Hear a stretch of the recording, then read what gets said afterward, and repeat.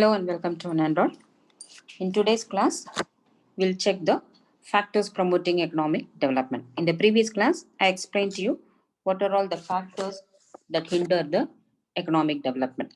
Okay, so now there are certain determinants which encourages, which favors, which help the development of a country. So let us see what are all the factors that promote, or what are the factors that are favorable for a country to develop economically.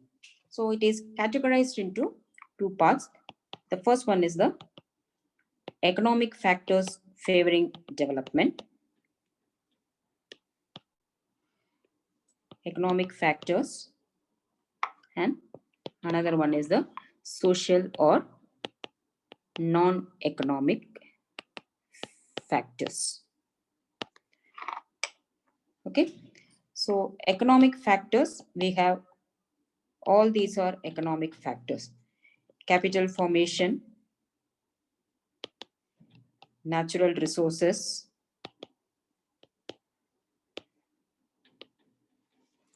agrarian structure,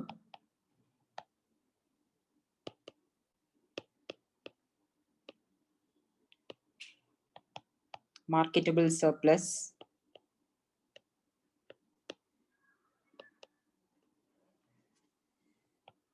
industrial structure,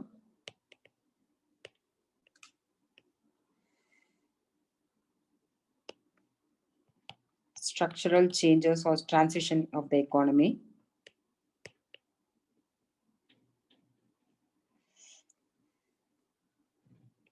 and foreign trade, and the nature of economic system. So these are all the economic factors that is promoting the economic development of a country. So non-economic factors also, we have certain factors. So first let me finish with the economic factors and move on to the non-economic factors. Okay, so first let us check the economic factors. Under that, the first one is the capital formation. Okay, let me write it first and then I will explain to you.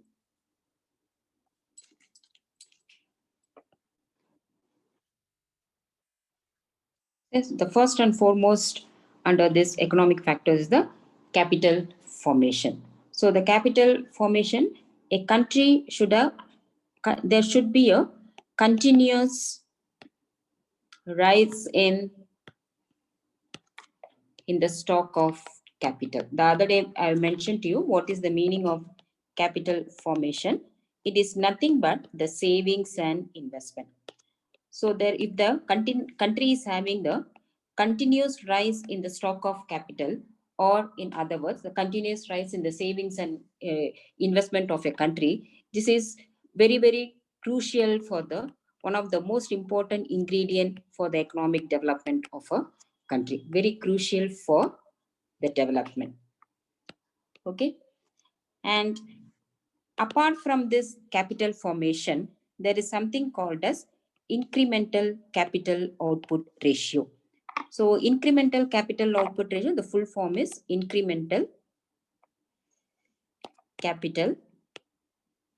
I already mentioned to you, explained to you what is the meaning of capital output ratio. That is how much capital, amount of capital you require to produce 1 unit of output. So incremental capital ratio is, incremental is additional. So in other words, how much additional capital is required to produce 1 unit of output. Additional 1 unit of output, how much the country requires the additional amount of capital. That is the incremental capital output ratio.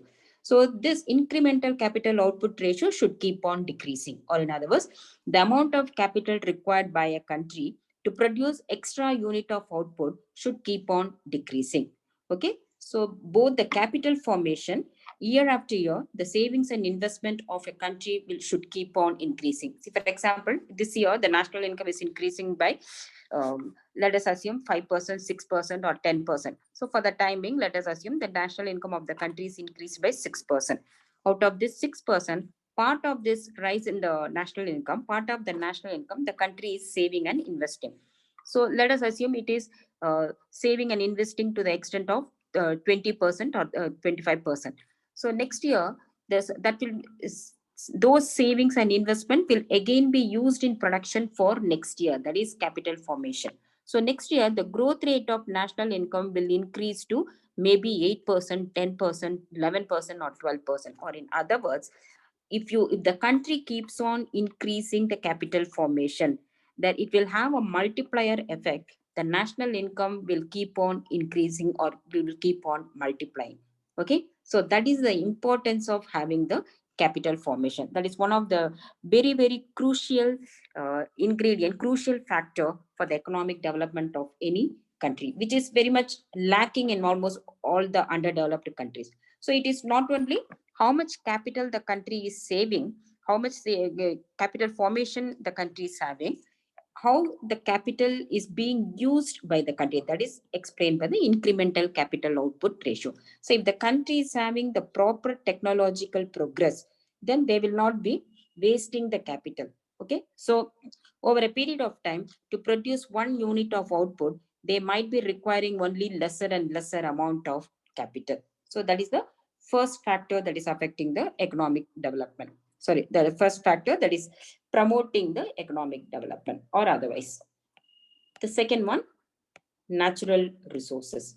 So this natural resources, I already explained to you uh, on the other way, like the country should have the minimum amount of natural resources in the form of fertile land to develop the agriculture, in the form of mineral resources to develop the industries, isn't it? So a country should have a minimum amount of natural resource. So that is very, very crucial for the development. A country should have at least a minimum amount of natural resources for its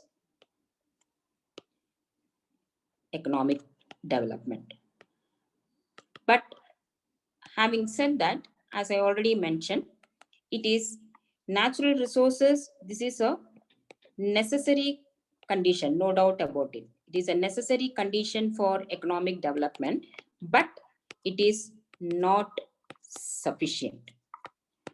Why it is not sufficient? Because if it is a necessary condition, and there are countries like Japan, Switzerland, Singapore, they all have developed even without the availability of natural resources, even though they did not have a very less amount of natural resources also, they were able to develop.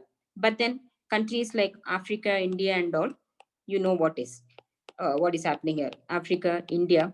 So even though we have the abundant amount of natural resources, we are not able to develop as much as those countries. So that's why it can be a necessary condition, but it is not a sufficient condition. But yeah, having said that, if the country is possessing at least the minimum amount of natural resources, it can hope to develop its agricultural sector and it can hope to develop the industrial sector. And with that amount of income received through these sectors, the country can develop the tertiary sector. Okay. Then the third factor that is affecting the promoting the economic development is the agrarian structure. So most of the underdeveloped countries, they are all predominantly agricultural countries. And we have already seen that even though they are predominantly agricultural countries, their agricultural methods are backward. So it is whatever the structure they are following, the agricultural system in the country is not favorable for the development of a country. So how it should be, the agricultural structure, this should be conducive to development. So whatever the nature of agricultural sector in the country, agricultural structure in the country should be favorable or it should be conducive for development. So it should be conducive for development means what is the method of production followed, and also what is the system of ownership. Both affects the agricultural productivity, or in other words, the country should give importance to both. That is, what are the methods of cultivation followed, or in other words, they should use the modern methods of cultivation with improved technology, with seeds, fertilizers, all those things should be used by the country. So modern methods with improved seeds, fertilizers, pesticides, irrigation facilities, all those proper marketing, proper finance. So all those things should be there. And apart from that, what is the nature of this is the non-economic factor affecting the agricultural productivity. Nature of something called as land tenure. So land tenure means nothing but who is the owner of the land and who is actually cultivating the land. So that is the land owner, tenant. So the tenant is the actual cultivator. So what is the nature of relationship between the landowner and the tenant cultivator relationship? So that also has to be given proper importance. So this relationship between the owner and the landlord and the tenant should be proper. Otherwise, India was not having that kind of proper relationship between the ownership, between the tenant and the farmers.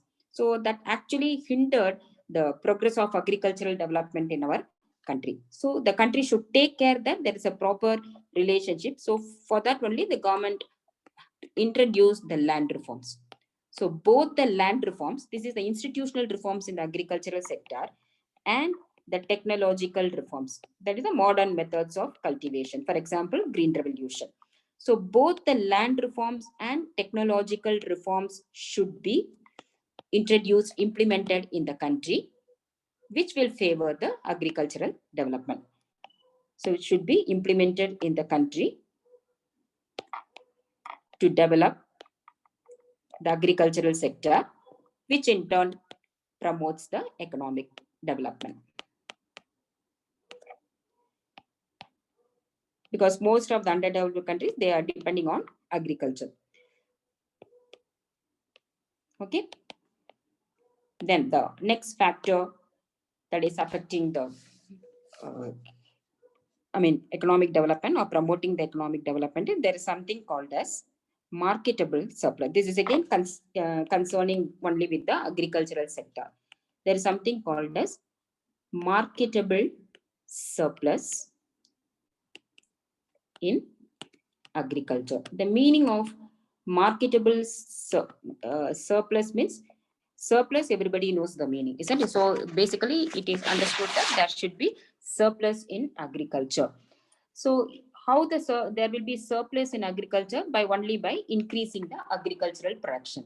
So increase in agricultural productivity and also rise in marketable surplus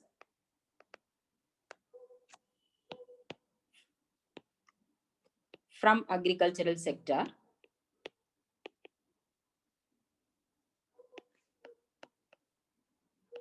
is necessary. This is necessary for if the country wants to grow continuously, if the country aims for sustainable development, continuous growth, then automatically there should be continuous increase in agriculture productivity and there should be continuous generation of marketable surplus in the country. So this is necessary for sustained growth. Now, the meaning of marketable surplus is how much amount of surplus the farmer can bring it to the market for sale after meeting his own personal consumption.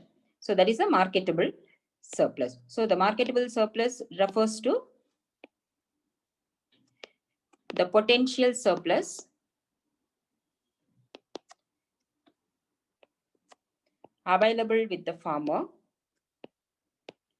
the potential surplus available with the farmer to bring it to the market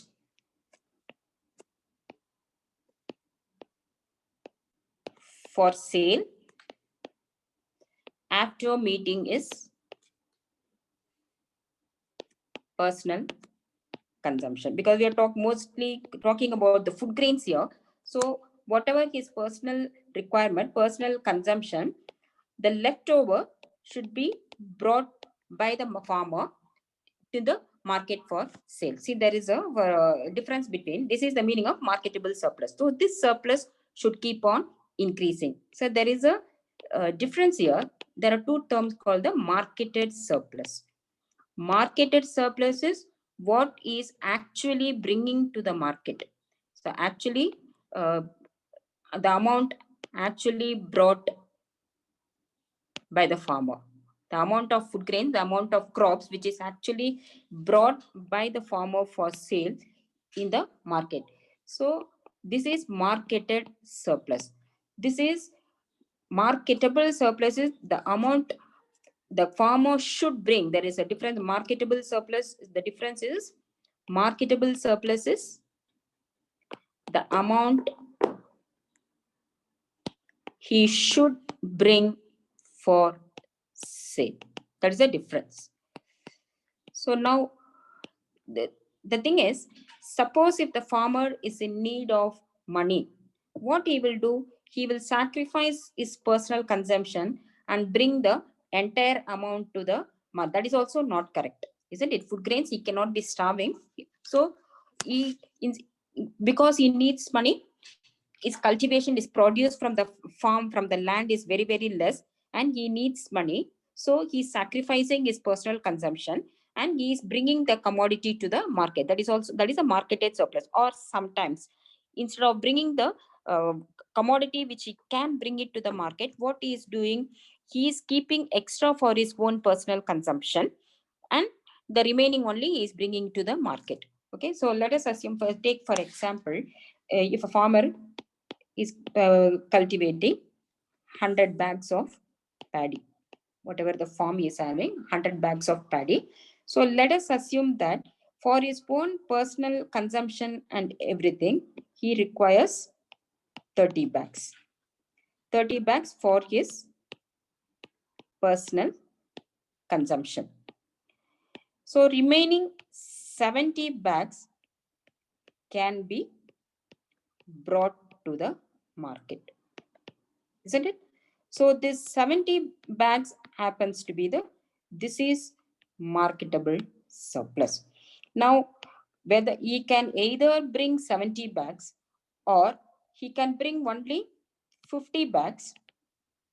Either he can bring the 70 bags as he's supposed to bring, or he can bring only 70 bags because he's keeping something extra for his personal consumption. If he's a rich landlord, he doesn't need that kind of money. And so what he's doing, he's keeping extra and he's bringing only 50 bags to the market. Or if he's really a poor farmer, he's sacrificing. So instead of 30 bags, he's consuming only 20 bags. So what he's doing is bringing 80 bags. So he's consuming only 20, even though he requires 30. But is consuming 20, the remaining 80 he is bringing to the market. So both are not correct. This is marketed surplus, what he is actually bringing to the market. So if he requires for personal consumption 30 bags, he has to keep this for 30 bags. The remaining for 70 bags he has to bring it to the market. So that 70 bags happens to be the marketable surplus. So basically, I mean, what the farmer should bring after meeting their own personal consumption. So if this surplus keeps on increasing, automatically, on the one hand, the farmer personal satisfaction will be met after consuming the food grains, and he can sell the extra commodity in the market. He can earn money income, and also he can meet his other requirements. And at the same time, the more and more surplus is coming from the rural areas to the urban areas, automatically where the industries are located, the urban people will also have the proper food grains, and in turn they will also, the demand for food grains will also increase, and automatically the production, income, everything will increase both in the rural areas as well as the urban areas. Okay, so in this way the marketable surplus in agricultural sector should keep on increasing. In order to have that, there should be increase in the agricultural production as well as agricultural productivity. So this will entirely what you say, the agricultural sector will develop, the rural area will develop, and in turn the industries and the urban areas will also develop. Okay, so that is the another fact, because since most of the underdeveloped countries are depending on agricultural sector, they have to keep on increasing this marketable surplus so that the demand and income of the farmers will keep on increasing. Then the next one is the, we have finished with the agricultural sector. The next one is the industrial structure. What should be the nature of industrial structure in the country? So the industrial development should be balanced. So then industry should not be, in the country should not be having only the large scale industries or only the small scale industries. So in there should are only the capital goods or only the consumer goods. It should not be like that. So the a country should have a proper mix of all varieties of industries and producing all types of commodities. So a country should have a proper mix of all these industries of large scale, medium scale, small scale, and cottage industries, producing all varieties of commodities, both consumer, intermediary goods, as well as the capital goods. Okay, and apart from that, then only the industrial structure in the country will be balanced, because large scale industries, they favor technological progress. Large scale industry, they favor the production of capital goods. Okay, and they also supply machines for the production of all the consumer goods. And medium scale and small scale and cottage industries, they are all employment oriented. So if the country is having the mixture of all these large scale, medium scale, and small scale and cottage industries, all the everything will be balanced, and all the aims of the targets of the country can be fulfilled. And this also, not only that, apart from having all these mixture of all these industries, they should have the, with the adaptation of, that modern methods of production. So the country should favor continuously implementing new varieties of technology, and the technological progress should be favored. The industrial structure should be framed in such a way that it is able to accommodate all the technological changes that is happening all over the world. Okay, with the adaptation of modern methods of production. So this automatically increases the technology of the country. Okay, then the next one is the structural changes. So when I was explaining to you about the structural changes of economic development, there should be, the country should be shifting from agricultural sector to industrial sector and to the tertiary sector. So over a period of time, that transition should keep on happening. Apart from, along with the transition, the people attitude should also keep on changing, because as long as the country is depending on agricultural sector, the people who are employed in the agricultural sector, people who are in the rural area, their attitude, so they are not having only the backward attitude. We already finished what is the social factors that is hindering the economic development. They don't come forward, they don't participate in the process of economic development. So superstitious belief, orthodox, all those, so they're all happening because more and more people are settled in the rural areas, and that is because more and more people are depending on agricultural sector. So if this transition happens, if the country transits from the agricultural sector to the secondary and tertiary sector, slowly what is happening, one thing, the educational progress in the country will keep on increasing. The educational attainment of the country will keep on increasing, because we know that all these sectors, they require qualification. And also slowly the migration of people from the rural area to the urban area will also take place. So in the urban area, people are not that much following all those customs and tradition. So slowly, the people in the country, the attitude of the people in the country will also change, and they will have that modern attitudes participating in the economic development of a country. So to put it in words, transition from agriculturally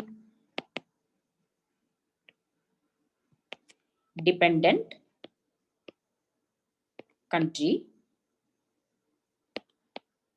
to secondary and tertiary sectors dominating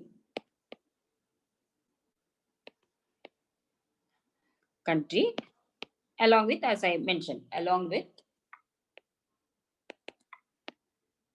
rise in capital stock or formation,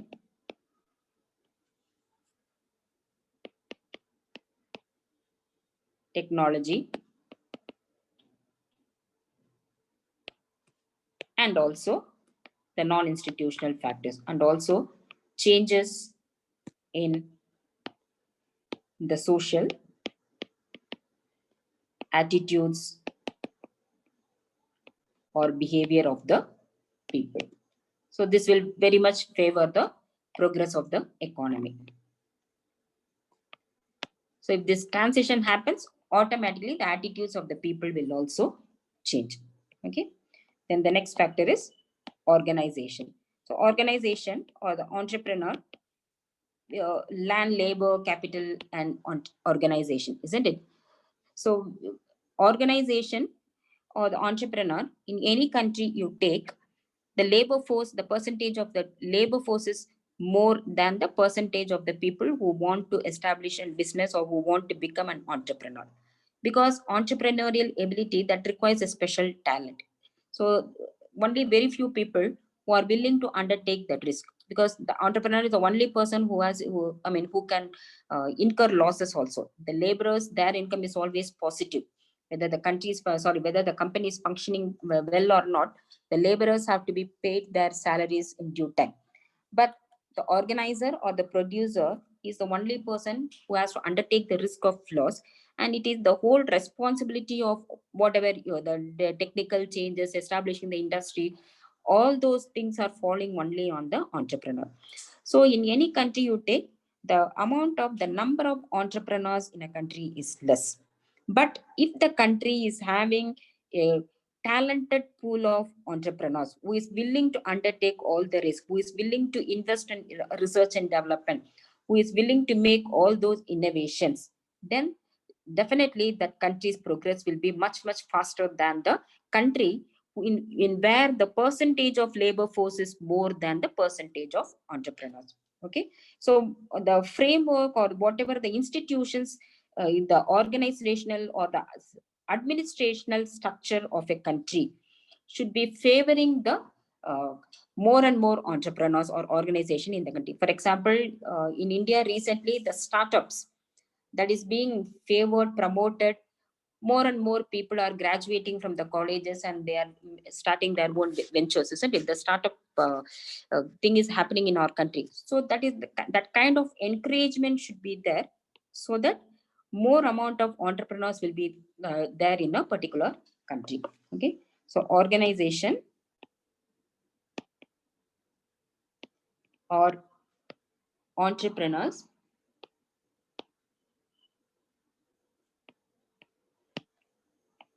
is one of the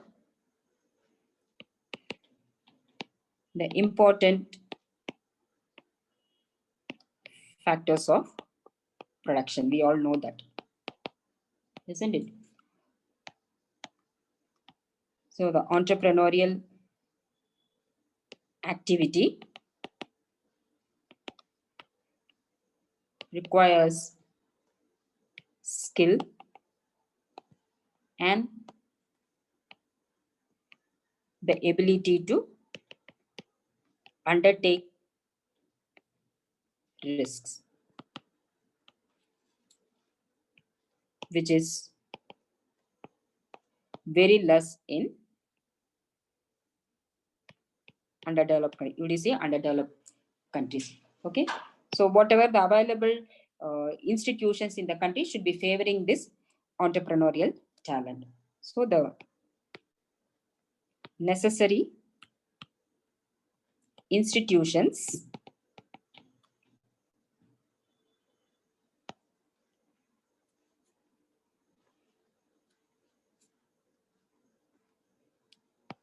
to promote this entrepreneurial talent